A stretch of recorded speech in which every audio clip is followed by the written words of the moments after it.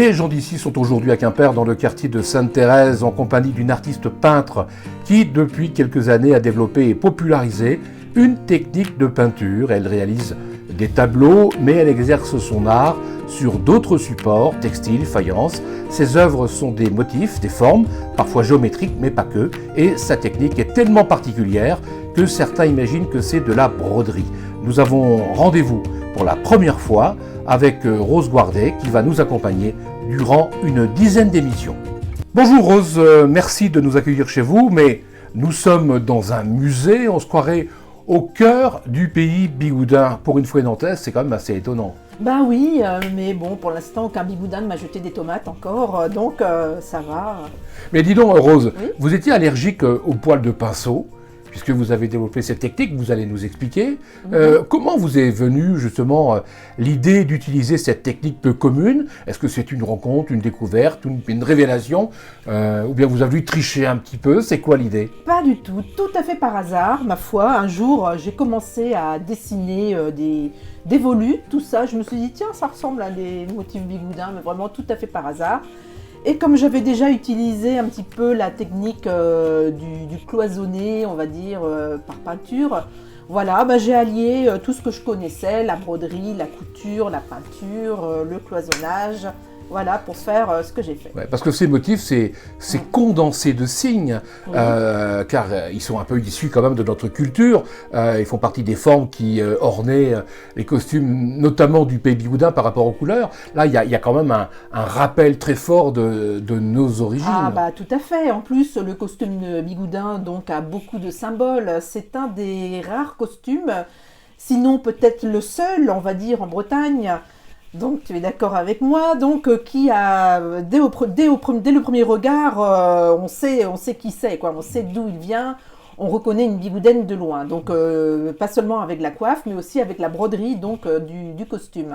Parce que là, je sais que vous plaignez sur plusieurs supports, les tableaux, les textiles, sur les écharpes notamment, et je sais que ça attire beaucoup le regard. C'est vraiment ça, c'est comme un aimant. Comment vous expliquez ça justement? Bah, je pense qu'on fait partie d'une génération qui a connu ses grands-parents, ses arrière-grands-parents en costume.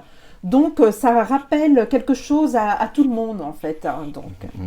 Alors, là, sur tout ce que vous créez, et on les a à l'écran, on les voit, et puis on les incrustera, il y a une foultitude de détails. J'ai le sentiment que c'est une sorte de scan graphique, un petit peu. Ah bah tiens, c'est joliment bien dit ça.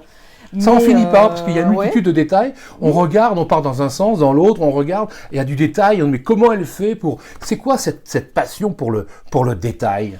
Ben, je dois être maniaque, certainement. J'aime bien dessiner. Moi, ce qui m'intéresse, c'est le dessin. Après, la peinture, c'est que du remplissage.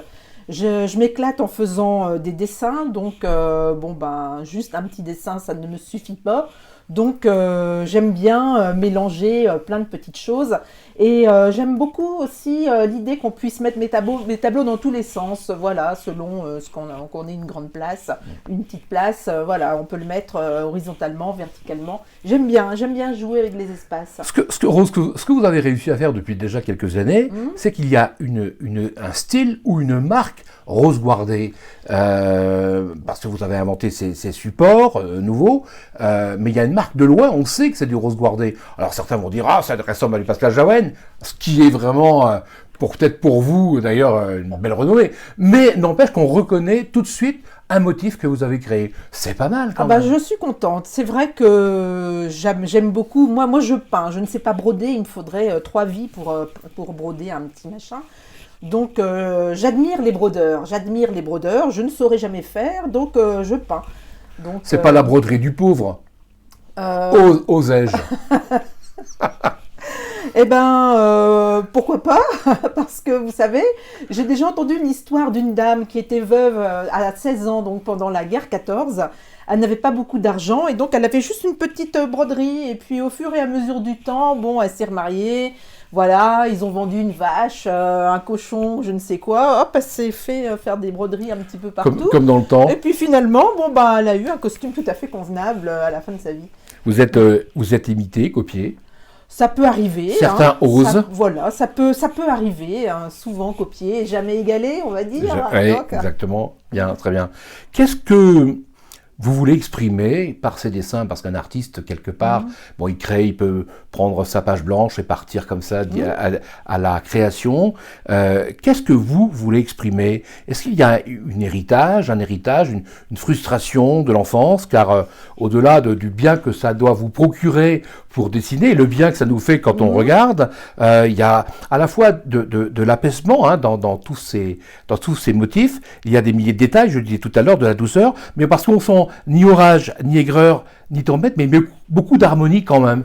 D'où ça vous vient? C'est en fait un acte militant, je trouve. C'est un acte militant pour montrer que mon appartenance au peuple breton, parce que d'abord je me sens bretonne hein, avant tout, donc c'est un acte militant. Bretonne, française après? Ouais. Combien de tableaux roses vous avez réalisés Combien j'en ai depuis fait ces années ou ces motifs? J'ai jamais compté de tableaux, j'ai dû en faire plus de 1000 certainement. Donc, Y a-t-il des choses ou des actes qui vous font crier ou qui vous révoltent ou bien alors vous les gardez sur vous? Mais ça, vous répondrez la semaine prochaine. À bientôt. Au revoir Ludo. Au revoir à Rose. Béchal.